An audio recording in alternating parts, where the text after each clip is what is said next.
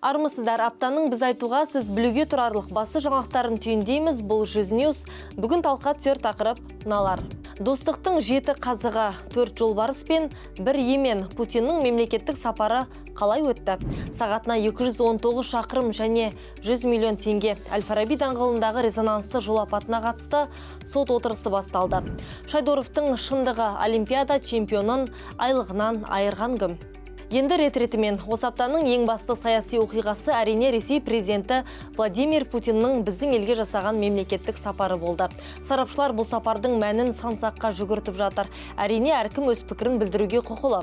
Алайда Ақорданың бұл реттегі ұстанымы біреу-ақ: Қазақстанға тұрақтылық керек. Көршінің әлемдік қоғамдастық алдындағы беделі қандай болса да, арадағы ең ұзын шекараны ешкім жоққа шығара алмайды.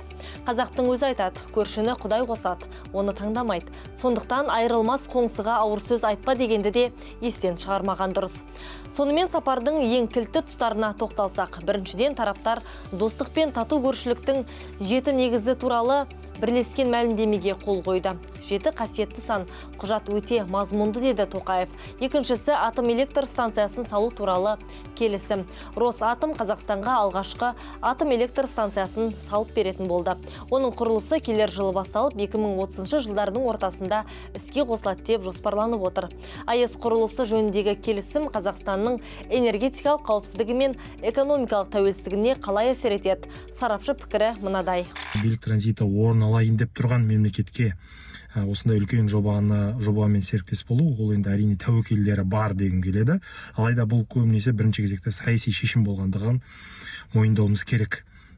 Және Қазақстан бұл тұрғыда баланс, яғни теңгермешілдік балансын орнататын мемлекет. Осы уақытқа дейін біз мұнай қорларын игеру жұмыстарында да біз теңгермешілдік, яғни баланс орнатуды тәжірибемізден өткерген болатынбыз. Яғни Қазақстанның мұнай қорларын бірнеше мемлекеттің игеріп жатқандығын тек қана Ресей емес, немесе тек қана Қытай емес, басқа да Нидерланды болсын, Италия болсын, Америка Құрама Штаттары болсын, тағы да басқа көптеген серіктестердің бірге игеруге көмектескендігін, сол жұмысқа атсалысқандығын баршамыз білеміз. Енді дәл сол сияқты қазіргі уақытта атом электр станцияларының құрылысының бірінші блогын Ресей Федерациясымен келіссөз арқылы жүзеге асырғалы жатырмыз. Ал екінші, үшінші блоктары Қытай Халық Республикасы және тағы да басқа еуропалық мемлекеттермен серіктесе отырып салуды жоспарлап отқандығымызды айта кеткен жөн болады осы тұрғыда. Толықтай олардың қаржысы емес, біздің де қаржымыз құйылады сияқты ол жерге, ол мәселеге. Сондықтан енді сол мәселені шешіп алуымыз керек. Ертең соған қалай кіріптар болмаймыз дейтін мәселе. Бұл үлкен жаңағы саяси сұрақ мемлекет үшін. Анықталғандай, Жаңбыршин мырзаның өзі АЭС құрылысына қарсы, дегенмен мәжілістегі экология комитетінің төрағасы ретінде осы күндері радиациялық қалдықтарға қатысты заң жобасын қарап жатқан көрінеді. Парадокс. Тағы бір парадоксты осы аптада біз сұхбаттасқан тәуелсіз эколог Лаура Мәлікова айтып берді. Атом электр станциясында түзілетін жаңа радиациялық қалдықтар бұл ең басты жаңағы риск. Осы радиациялық қалдықтарды басқару мәселесі бұл ең басты экологиялық аспект. Яғни оны кім басқарады, оны кім тасымалдайды, оны қайда тасымалдайды. Міне осы мәселе. Экологиялық кодекстен радиациялық қалдықтарды басқару шығару ол дұрыс емес. Сондай-ақ осы мәселелерді энергетика министрлігіне беру де ол дұрыс емес. Себебі энергетика министрлігі онсыз да атом электр станциясының салынуын басқаратын болады. Олар қалдықтарды да өзі қарайтын болса, ол жерде конфликт интересов болады. Ертең мысалға бір мәселе туындаған жағдайда олар оны көрсетпеуге тырысады. Жалпы болашақта ондай объекттер болу керек, бірақ ол объектілерді салуда және эксплуатация жасауда өте қатаң жаңағы қауіпсіздік талаптарын сақтау керек. Ол жер жаңа непотизмға салынып туыстарын тағайындап қойып ертең анау Чернобыльден өткен жарылыс болып жатса, ол әрине болмайды. Сондықтан осы тұста непотизм, жемқорлыққа түгелдей тиым қою керек. Ол жерде КНБ өте жаңағыдай белсенді жұмыс атқару керек. Енді сапардың салмағына қайта оралсақ, Қазақстанға Ресей президенті құрғыл келмепті. Сапар аясында Қазақстанға 4 Амур жолбарысын тарту етті. 2 жолбарыс және оның 2 күшігі Хабаровск өлкесінен арнайы ауланып, Аэрофлот рейсімен Қазақстанға жеткізілген. Қазір екі елдің ғалымдары Іле-Балқаш мемлекеттік табиғи резерватында жолбарыстарды жергілікті ортаға бейімдеп жатыр. Айтпақшы, Астанада Қазақстан мен Ресейдің мәңгілік достығына арналған аллея ашылған. Ол Астана опера ғимаратының маңында орналасқан. Келіссөздерден кейін президенттер ол жерде жалғыз емен отырғызды. Ағаш таңдауда да саяси астар жатқандай, емен өте ұзақ, 500 жылға дейін өмір сүретін ағаш. Владимирұлы Путин біздің президенттің аты жөнін айтуда тағы жаңылса да, бұл сапардың салмағын бір мысқалда кеміткен жоқ. Қос тарапта сапарды сәтті өтті деп бағалады. Сапарлардың Қазақстанда өтіп, және Қазақстанда дұрыс сондай келіссөздер жүзеге асыруымыз Ресей мен Қазақстан арасындағы Қазақстанның ұлттық мүддесіне қатысты болатындай жаңағыдай дәліздердің дұрыс жұмыс жасауын, ешқандай біздің логистикалық жеткізулерімізде, серіктестерімізге, Еуропаға немесе тағы да басқа елдерге өзіміздің энергоресурстарымызды жеткізуде ешқандай бір кедергілерге ұшырамауымызға бірден бір кепілдік болады деп айтар едім. Яғни біздің ұтқан дүниеміз осы нәрсе. Енді ұтылған дүниеміз кез келген Ресеймен болатын біздің кездесулеріміз, Ресеймен болатын келіссөздеріміздің барлығы батыс мемлекеттері үшін Қазақстанның 2 орындыққа қатар отырғысы келуі деген сияқты көзқараспен қарастыратындығы баршамызға түсінікті. Енді аптаның өзгеде айтары, сағатына 219 шақырым немесе секундына 61 метр. Әл-Фараби даңғылындағы резонансты жол апатына себепкер болған Зикр көлігінің соққы алдындағы жылдамдығы осынша болған деседі. Осы аптада Алматыда сот отырысы басталды. Көлік жүргізушісі Александр Пак көзіне жас алып, марқұмдардың туыстарынан кешірім сұрады. Какие слова, какие действия? Не могу.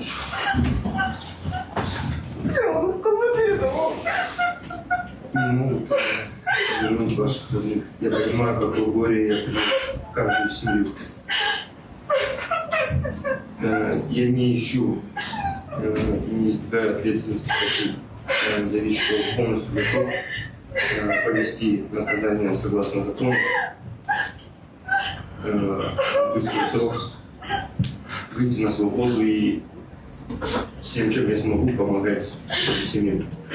Себя я не прощу и забыть вас себе не позволю. Простите. Қайғылы оқиға 21 наурызға қараған түні болған еді. 3 жас қыршын кетті. Сотта ол менің жалғыз қызым еді ғой деп аңыраған ана сол түні қайтыс болған Құмар Теңелбаеваның анасы. Оның соттағы қорғаушысы 100 миллион теңге көлемінде материалдық және моральдық шығын сұрайтынын жеткізді. Ал Александр Пак 7 жылдан 10 жылға дейінгі мерзімге сотталуы мүмкін. Осы аптада Астанада тағы бір жол оқиғасы орны толмас қазаға алып келді. Жүк көлігі велосипедпен келе жатқан 6 жастағы баланы қағып кеткен. Бала көз жұмды. Осы оқиғадан соң оқу ағарту министрі жаңа оқу жылынан бастап Қазақстан мектептерінде жеке қауіпсіздік атты жаңа пән енгізілетінін хабарлады. Бағдарламаға жол қозғалысы ережелері енгізіледі. Ал осы уақытта Ақтөбенің патрульді полициясы құны 45 миллион теңге болатын жол талғамайтын көлік сатып алуды жоспарлап отыр. Қуаты 500 ат күшіне тең премиум жабдықты сәнді автокөлік не үшін керек? Бұл туралы Жүз медианың сайтында жарияланған сараптамалық материалдан оқи аласыз. Шайдоровтың шындығы немесе Олимпиада чемпионын айлығынан айырған кім? Миландағы қысқы Олимпиада ойындарының чемпионы Михаил Шайдоров отандық ютубер Тимур Балымбетовке сұхбат беріп, Миландағы жеңісінен кейін жалақы алмай жүргенін, бұл жағдай жаңа маусымға дайындыққа кедергі келтіріп жатқанын айтып шағымданған. Спортты дамыту дирекциясы бұл ақпаратты жоққа шығарды. Дирекция өкілі Оралхан Балмағамбетовтың айтуынша, спортшыға 2026 жылдың қаңтар және ақпан айларының жалақысы толық төленген. Қазіргі уақытта мемлекет Шайдоровқа наурыз және сәуір айлары үшін ғана қарыз.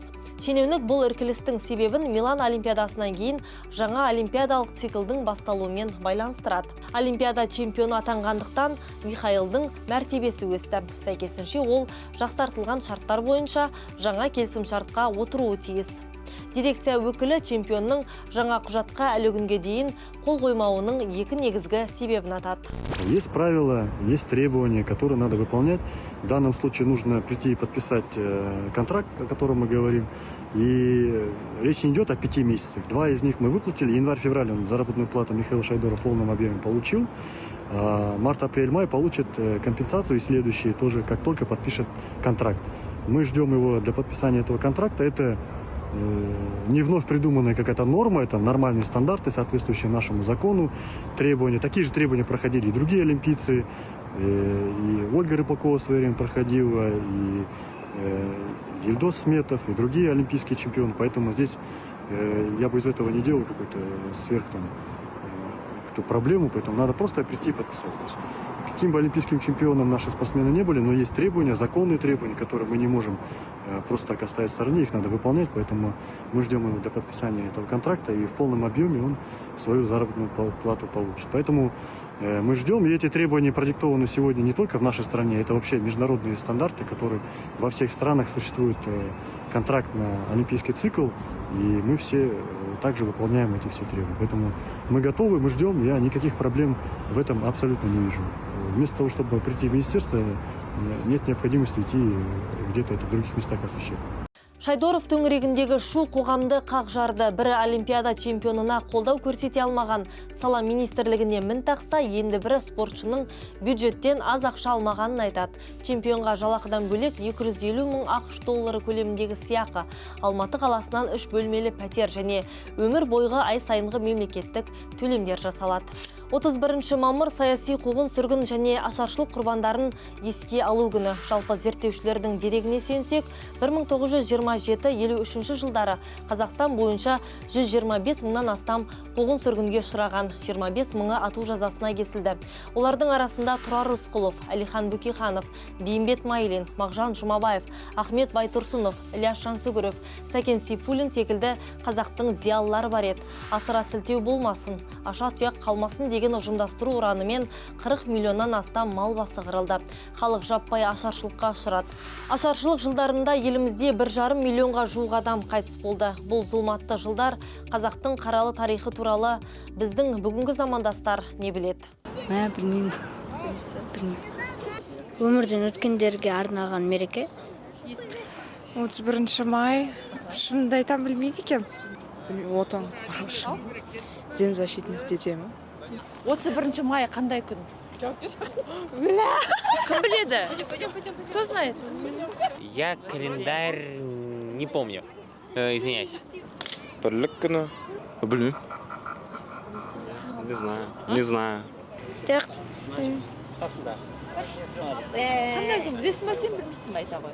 31 май. Жоқ. Конституция емес. Ау? Конституция. Бірлік күні ма? Ау? Бірлік күні деген сияқты бірәсін. 31 мамыр қандай күні де? Сен білесің ба? Жоқ, білмеймін, вообще білмеймін. Білмейсің ба? Осы мамырды ойлап жүрмін, қандай күн бұл? Есімде емес вообще. Жоқ, білмейді екем. Ашаршылық жылдардағы өткен репрессия көп қой. Ұлттың үлкен қасірет күні деп еске алу күні дейміз. 2020 жылы Қазақстандағы саяси қуғын-сүргін құрбандарын толық ақтау үшін Қасым-Жомарт Тоқаевтың бастамасымен мемлекеттік комиссия құрылды. 2022 жылы мемлекеттік комиссия жұмысының нәтижесінде саяси қуғын-сүргін тарихына арналған материалдар мен құжаттардың 31 томдық жинағы жарық көрді. Мемлекеттік комиссия қуғын-сүргін құрбандарының тарихын зерттеу, архив құжаттарын цифрландыру және электронды қорларды қалыптастыру бағытындағы жұмысын жалғастырып жатыр. Себебі ешкімде, ештеңеде ұмытылмауы тиіс. Аптаның айтары осы, 100 медианы оқи жүріңіз, 100 ньюсте жүздескенше жүзіміз жарқын болсын.